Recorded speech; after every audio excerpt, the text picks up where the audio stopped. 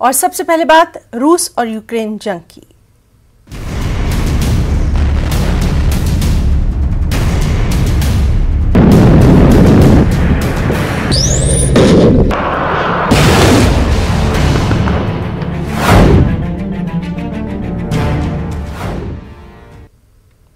रूस के हमले के बाद यूक्रेन में तीसरे रोज भी शदीद लड़ाई जारी है और अब लड़ाई दारुल हुकूमत कीव की लड़ाई दीगर शहरों से होती हुई दारुल हुकूमत कीव की सड़कों और गलियों तक जा पहुंची है। कीव के वस्ती इलाके में शेलिंग जारी है। मीडिया रिपोर्ट्स के मुताबिक रूस ने दारुल हुकूमत कीव में ज़ोल्नी एयरपोर्ट और सेवास्तोपोल स्क्वायर के करीब रिहायशी इमारत को मिसाइल से निशाना बनाया है। यूक्रेन के सदर वोलोदिमीर ज़ेलेंस्की ने कीव में सदारती दफ्तर के सामने बनाई गई वीडियो सोशल मीडिया पर पोस्ट की और कहा कि हम हथियार नहीं डालेंगे। उधर रूस की वजारत दिफा ने दावा किया कि रूसी फौज ने यूक्रेन के शहर मिल्टोपोल पर कब्जा कर लिया है। रूसी फौज यूक्रेन में फौजी अहदाफ को क्रूज मिसाइलों से निशाना बना रहे हैं।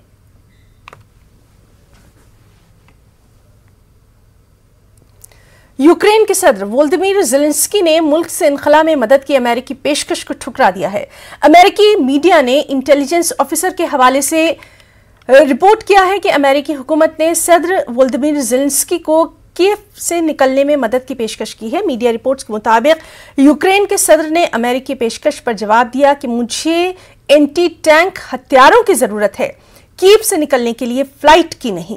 वाज़ेह है कि इससे पहले यूक्रेन के सदर की फौजी और सियासी क़यादत के हमरा भी एक वीडियो मंजर आम पर आई थी जिसमें वो ये कह रहे थे कि हम यूक्रेन में ही मौजूद हैं और आखिरी दम तक आज़ादी का दिफा करेंगे।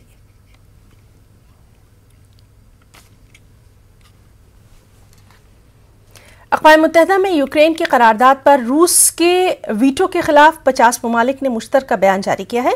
इस बयान में कहा गया है कि रूस ने यूक्रेन में रूसी फौजी कार्रवाई की मजम्मत करने वाली अक़वाम मुत्तहिदा की सलामती काउंसिल की करारदाद को रोक कर अपने वीटो पावर का गलत इस्तेमाल किया है।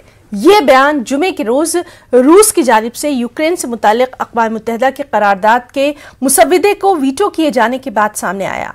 अक़वाम मुत्तहिदा में अमेरिकी सफ़ीर लिंडा थॉमस ग्रीनफील्ड ने कहा कि ये तजवीज़ अहम और सीधी है। मुश्तरका बयान में कहा गया कि रूस ने आज हमारे मजबूत अज़्म को वीटो करने के अपने इख्तियारात का गलत इस्तेमाल किया है, लेकिन रूस हमारी आवाज़ को वीटो नहीं कर सकता। रूस यूक्रेन के अवाम को वीटो नहीं कर सकता। रूस सड़कों पर इस जंग की मुखालिफत करने वाले अपने ही लोगों को वीटो नहीं कर सकता। रूस अक़वाम मुत्तहिदा के चार्टर को वीटो नहीं कर सकता।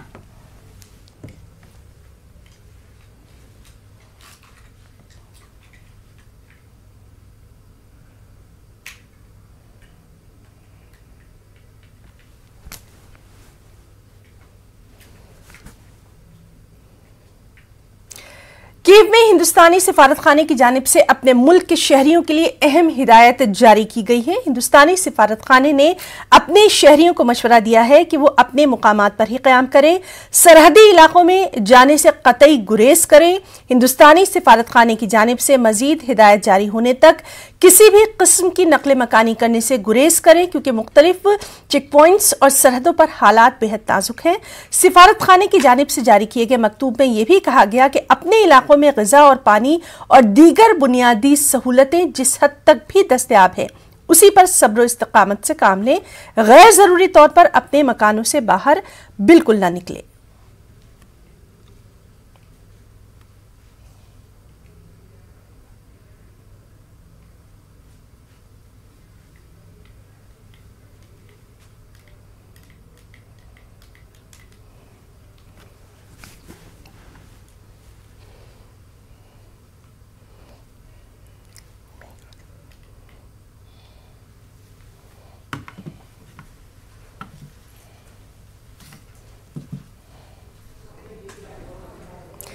यूक्रेन में रूसी फौज के हमलों के बीच हुकूमत हिंद की जानिब से वहां मौजूद हिंदुस्तानियों को हिफाजत से वतन वापस लाने की कोशिशें भी लगातार जारी हैं। अब यूक्रेन में फंसे लोगों को सरहद के रास्ते रोमानिया लाया जा रहा है। हिंदुस्तानी शहरियों का पहला काफिला रोमानिया के बुखारेस्ट पहुंच भी गया है। मुंबई से एयर इंडिया का एक तैयारा रोमानिया की राजधानी बुखारेस्ट पहुंचा और 219 हिंदुस्तानी शहरियों को लेकर आज रात 8 बजे मुंबई के छत्रपति बैनुल-अक़वामी हवाई अड्डे पर पहुंचेगा। मरकजी वजीर पीयूष गोयल हवाई अड्डे पर हिंदुस्तानी तलबा का इस्तकबाल करेंगे।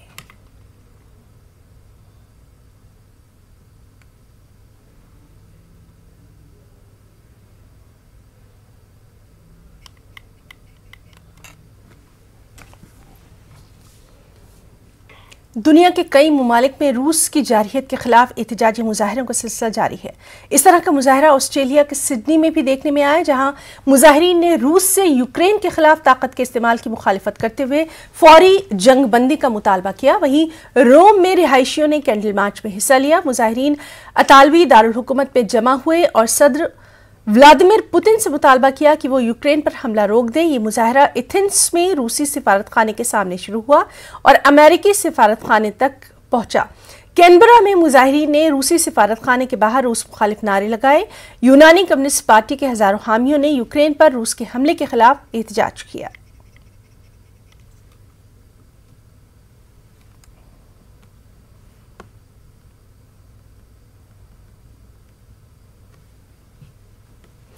वहीं दिल्ली में मौजूद यूक्रेन के सिफारतखाने के बाहर अमन का पैगाम देने वाले पोस्टर चिस्पा किए गए हैं। यहाँ लोग रूसी फौज के हमले में हलाक हुए यूक्रेन के आम शहरियों और फौजी एहलकारों को खराज अकीदत पेश करने के लिए जमा हो रहे हैं। वाज़ेह रहे कि रूसी हमले में सैकड़ों आम शहरी हलाक हुए। महलवकीन में खवातीन और बच्चे भी शामिल हैं। लगातार 3 दिन से यूक्रेन और रशिया के बीच वॉर की स्थिति बनी हुई है और उसके बाद जिस तरीके की स्थिति यूक्रेन में है, वहां पर शांति कायम करने के लिए दिल्ली के वसंत विहार में बनी यूक्रेन एम्बेसी के बाहर आप देखें कि शांति प्रार्थना यहां पर की गई है। शांति स्वरूप जो फूल हैं, जो छोटे छोटे टैडी बियर्स हैं, वो यहाँ पर रखकर प्रार्थना की गई है कि वहाँ पे शांति कायम हो। और दिल्ली के में बनी यूक्रेन एम्बेसी के जो एम्बेसडर हैं डॉक्टर इगोर, उन्होंने यहाँ पर प्रार्थना की। उनके साथ जो लोग यहाँ पर रहने वाले हैं उन्होंने भी यहाँ पर प्रार्थना की। और फूल जिस तरीके से शांति का प्रतीक माने जाते हैं, फूलों को यूक्रेन एम्बेसी के बाहर यहाँ पर रखा गया है। शांति कायम करने के लिए लगातार यहाँ पर लोगों के द्वारा प्रार्थना की जा रही है। और जिस तरीके का अग्रेशन इन दिनों रशियन की तरफ से यूक्रेन में देखने के लिए मिल रहा है, उसको रोकने के लिए भी यहाँ पर #स्टॉप रशियन एग्रेशन के पोस्टर्स लगाए गए हैं। और कुछ यहाँ पर पेंटिंग्स आपको दिखाई दे रही होंगी जो बच्चों ने बनाई है। और यूक्रेन में युद्ध शुरू होने से पहले ये पेंटिंग्स यहाँ पर रहने वाले बच्चों ने बनाई थी। उन पेंटिंग्स को भी यहाँ पर लगाया गया है और अपील की गई है कि प्लीज़ स्टॉप वॉर। जिस तरीके की लड़ाई वहाँ पर चल रही है उसको रोकने की अपील यहाँ की जा रही है। कैंडल्स भी यहाँ जलाए गए हैं। जो लोग यहाँ पर रहते हैं उनके द्वारा यहाँ कैंडल्स जलाए गए हैं। लगातार सभी ये चाहते हैं कि जिस तरीके की स्थिति वहाँ बनी है वहाँ पर शांति कायम हो और जो युद्ध वहाँ चल रहा है वो रुक जाए। और जिस तरीके से भारत सरकार की तरफ से भी एडवाइजरी जारी की गई है कि यूक्रेन में जो रहने वाले लोग हैं वो भारतीय दूतावास के संपर्क में रहें और उसके बाद ही कुछ कदम वहां पर उठाएं। भारत सरकार की तरफ से वहां से लोगों को लाने की भी कवायद जो है वो शुरू कर दी गई है। और इसी बीच लगातार वहां पर शांति की अपील के लिए यूक्रेन एम्बेसी के बाहर प्रार्थना की जा रही है। कैमरा पर्सन योगेंद्र के साथ रचना, न्यूज़ 18 दिल्ली। परसों जो सीसीएस की बैठक हुई थी प्रधानमंत्री जी की अध्यक्षता में, उसी समय प्रधानमंत्री जी ने फैसला किया है उन सबको लाएंगे और भारत सरकार अपने खर्च पर उनको वापस लाएगी। और ऐसा नहीं है कि सीसीएस की मीटिंग होने के बाद उनको भारत लाने का सिलसिला प्रारंभ हुआ हो। उसके कई दिन पहले ही प्रधानमंत्री जी ने स्पष्ट रूप से कहा था कि उनके लाने की व्यवस्था की जाए। कई लोग आ भी चुके थे पहले, लेकिन अभी कई वीडियोज आ रहे हैं सर जहां पे बच्चे शहर के बीच में फंसे हुए हैं। यूक्रेन गवर्नमेंट, यूक्रेन के विदेश मंत्री से भी हमारे विदेश मंत्री ने भी बात की है। अब लगातार उनको सुरक्षित यहाँ पर लाने की व्यवस्था चल रही है। कांग्रेस के सीनियर लीडर सलमान खुर्शीद ने यूक्रेन में फंसे हिंदुस्तानी तलबा के मसाइल को लेकर अपनी तशवीश का इजहार किया। उन्होंने कहा कि हुकूमत हिंद तलबा को अपने मुल्क वापस लाने का काम पहले ही कर लेती तो बेहतर था। उन्होंने मजीद कहा कि हुकूमत को चाहिए कि वो इस काम को अवलीन तरजीह दें। हमारे भारतीय वहाँ फंसे हैं, उसमें से बहुत सारे वहाँ पर स्टूडेंट्स हैं, उनके लिए पहले से व्यवस्था बनानी चाहिए थी। बहुत सारे देश हैं जिन्होंने अपने नागरिकों को वहाँ से पहले से निकाल लिया। हमने कुछ लगता है कि देर कर दी और इसके कारण बहुत सारे लोगों को बड़ी चिंता है। लेकिन अब भारत सरकार ने जो भी व्यवस्था बनाई है उसको हम उसका स्वागत करते हैं और उसके लिए उसका हम समर्थन करते हैं। मैं उम्मीद करता हूं कि भारत सरकार इस पर पूरा ध्यान रखते हुए जल्द से जल्द सभी लोगों को वहां से बाहर निकाल लेगी। ये अति आवश्यक है, ये सबसे पहली प्राथमिकता हमारी है। इसके साथ साथ भारत का ये कहना कि हम विश्व में लोगों को सही राह दिखाने की स्थिति में हैं, तो ये कैसे हुआ कि भारत की बात कहीं सुनने को नहीं मिल रही है और भारत का प्रभाव कहाँ है कहाँ नहीं है, ये बात स्पष्ट नहीं हो रही है। एक टेलीफोन चर्चा हुई है प्रधानमंत्री की रूस के राष्ट्रपति से, लेकिन अभी तक शांति स्थापित नहीं हो पा रही। इसमें भारत का क्या योगदान है, हम जानना चाहते हैं।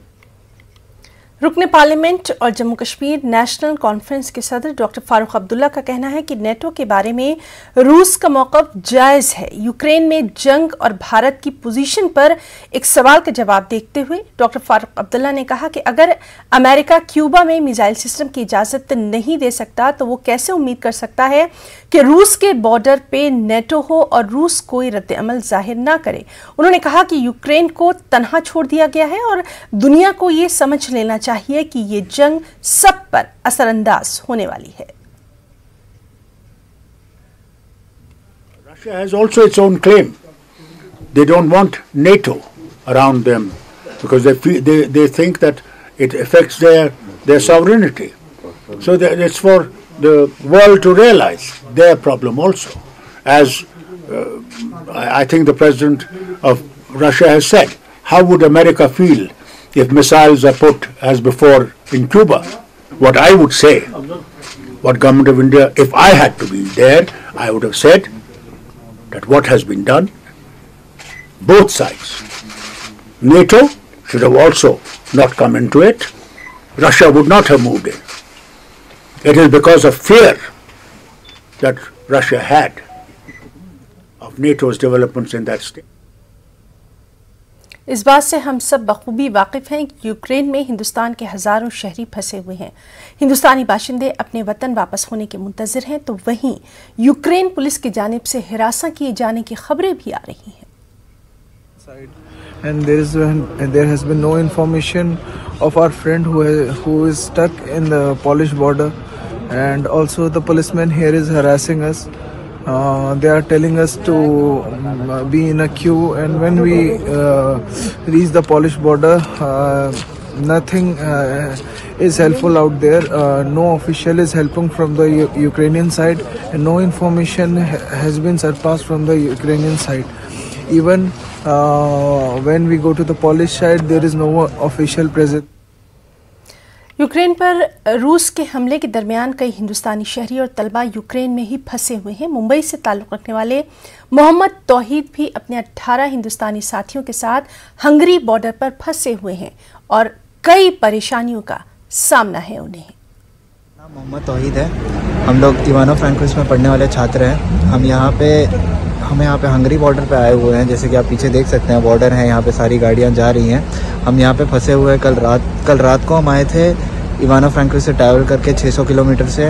हमारे पास खाने की कोई सुविधा अवेलेबल नहीं है और हम लोग यहाँ पे परेशान है, खाने पीने की सुविधा नहीं है। उसके अलावा यहाँ पे इंडियन एम्बेसी की अभी तक कोई मदद नहीं आई है। कल रात से हम लोगों ने बहुत कोशिशें की हैं, लेकिन कोई रिस्पॉन्स नहीं है इंडियन एम्बेसी की तरफ से। और अभी कहा जा रहा है कि अभी हम लोगों को समझाया जा रहा है कि कुछ होगा, लेकिन अभी तक कोई हमारे पास रिस्पॉन्स नहीं आया हुआ है। वहीं रांची के चांदहू के रहने वाले हाजी मसीउद्दीन की छोटी बेटी हाफिजा शम्स डॉक्टर की पढ़ाई करने के लिए दिसंबर 2020 में यूक्रेन गई थी। वो रूस के हमले के बाद वहां फंस गई हैं। उनके अहले खाना बेहद परेशान हैं। यूक्रेन के शहर पोल्टावा में फंसी हाफिजा शम्स भी काफ़ी परेशान हैं। हाफिजा शम्स के वालिद ने हुकूमत से मदद की अपील की है।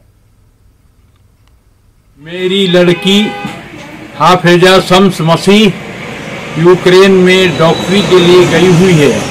2 साल तकरीबन हो रहा है। अभी ये जो हमला हुआ है रसा से, तो उसके लेके हम लोग को बहुत सदमा है, इसलिए उसका यहाँ हिंदुस्तान लाने की कोशिश करें। International crops research institute for the semi arid tropics या ICRISAT ने इंडिया यूरोपीय यूनियन के प्रोजेक्ट के तहत वेस्ट वाटर को ट्रीट करने का बीड़ा उठाया है, जो कि वेटलैंड्स की शक्ल में नजर आते हैं। मुल्क भर में इस तरह के तकरीबन 30 वेटलैंड्स बनाए गए हैं, जिनमें से 3 तेलंगाना में हैं। आइए देखते हैं मिशन पानी की report.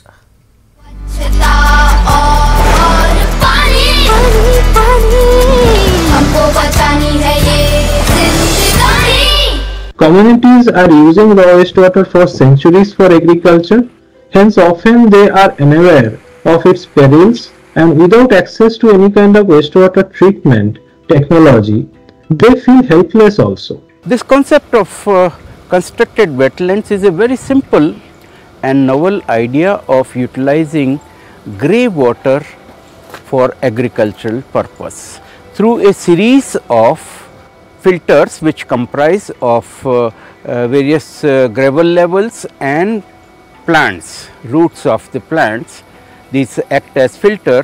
The water passes through this filter and is converted through biological system for usable water in agriculture. Any dryland agriculture crop can be easily grown with this. We work on different phenotyping, advanced phenotyping system, which can help in crop production, which can adapt better to the dryland system.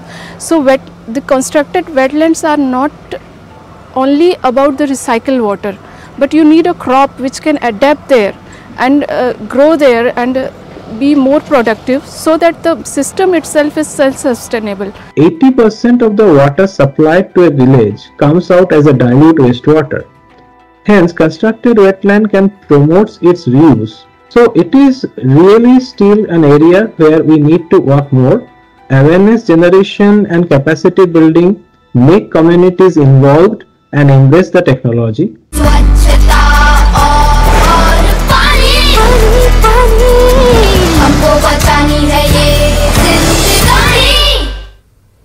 वक्त एक break का।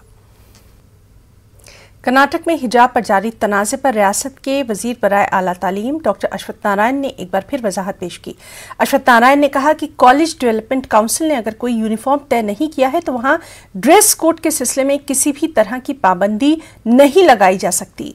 अश्वत्थ नारायण ने कहा कि हुकूमत खुशगवार माहौल कायम करने के हक में है। बीजेपी के सीनियर लीडर और काबीनी वजीर अश्वत्थ नारायण ने अपने हल्के में गरीब मुस्लिम खानदानों में हुकूमत की स्कीम के तहत कर्जजात के चेक तकसीम किए। इस मौके पर उन्होंने ये बात कही। Live together, work together, love each other, respect each other. We want to send a very right message. The cordiality and the care and concern for each other is important. All of us need to live together for each other's unity. High Court has given very clear judgment. Wherever CDC, College Development Council, सरकार का rule नहीं है, सरकार का rule नहीं है, सरकार का कानून नहीं है डिग्री में। जिधर भी college development council has prescribed the uniform, whatever has been prescribed they are to follow. Wherever it is not prescribed, they are free to wear what they want. इतना ही है। कश्मीर की खिलाड़ी सादिया तारिक ने मॉस्को वुशू स्टार्स चैंपियनशिप में शानदार कारकर्दगी का मुजाहरा करते हुए गोल्ड मेडल जीता है। सादिया ने 22 से 28 फरवरी तक मॉस्को में मुनक़िद हो रही चैंपियनशिप में रूसी खिलाड़ी को शिकस्त दी। Sadia junior national wushu championship में भी 2 बार गोल्ड मेडल जीत चुकी हैं। जम्मू कश्मीर वुशू एसोसिएशन के सदर विजय सराफ ने ओहदेदारों के साथ साथ सादिया तारिक को इस कारनामे पर अपनी मुबारकबाद पेश की। नेशनल चीफ कोच कुलदीप हांडू ने भी सादिया को चैंपियनशिप में गोल्ड मेडल के लिए मुबारकबाद दी है।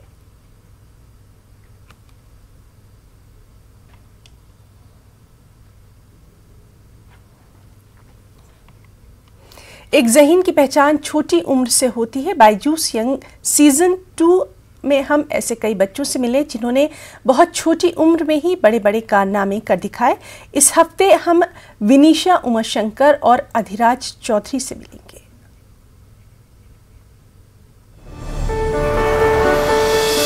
The world turns to our sun to power our future. I'm Vinisha Umashankar. I'm 15 years old. I'm the innovator of the solar ironing cut. When I came up with the solar ironing cart, I was barely 12 years old, and the idea came to me when I saw an ironing vendor using charcoal.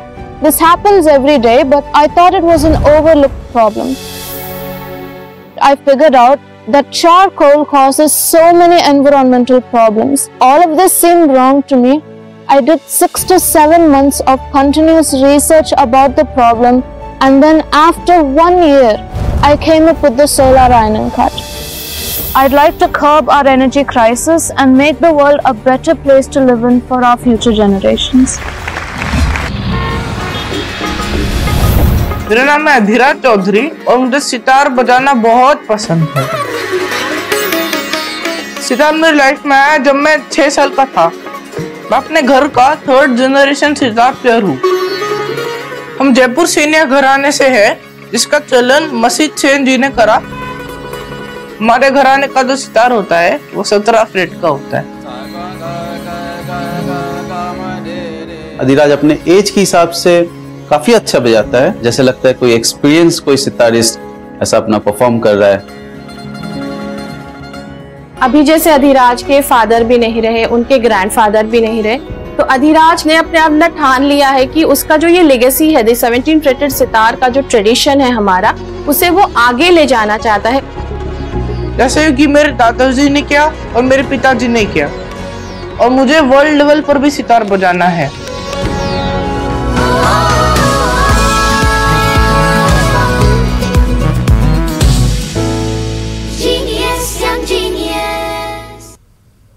और आइए अब नजर डालते हैं crypto की समझ पर।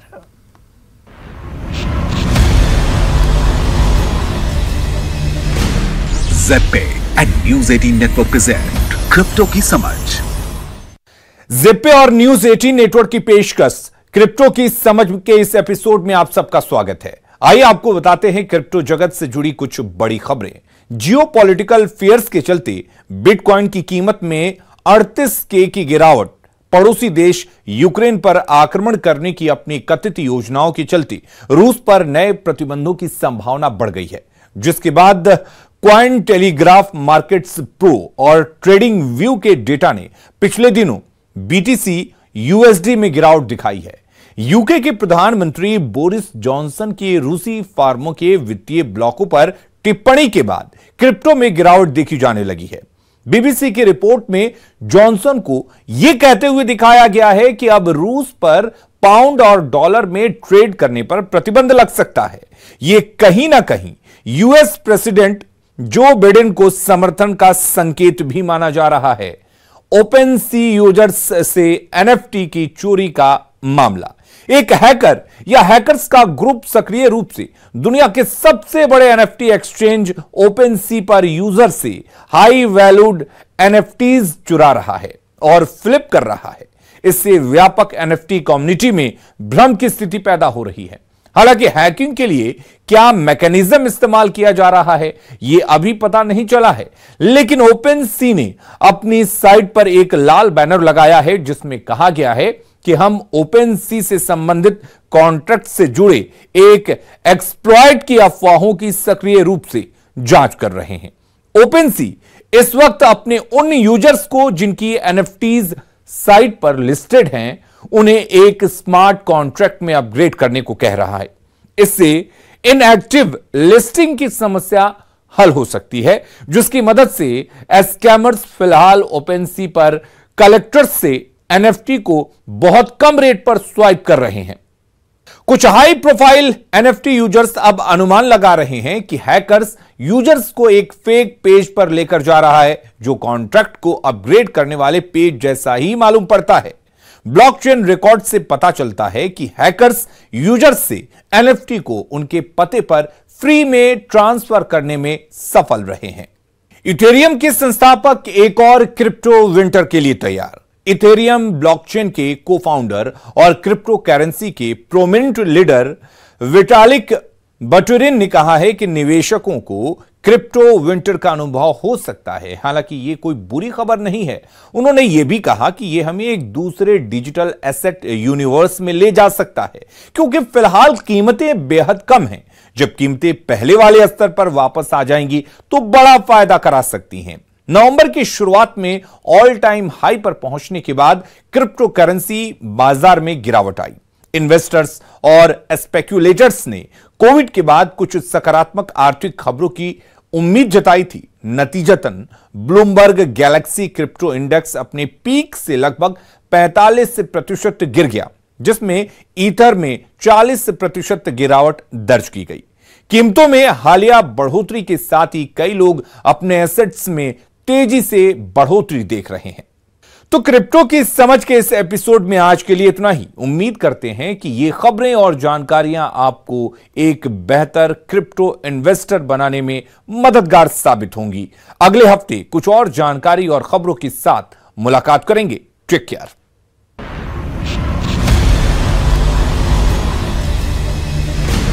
Z पे and news 18 network present crypto की समझ।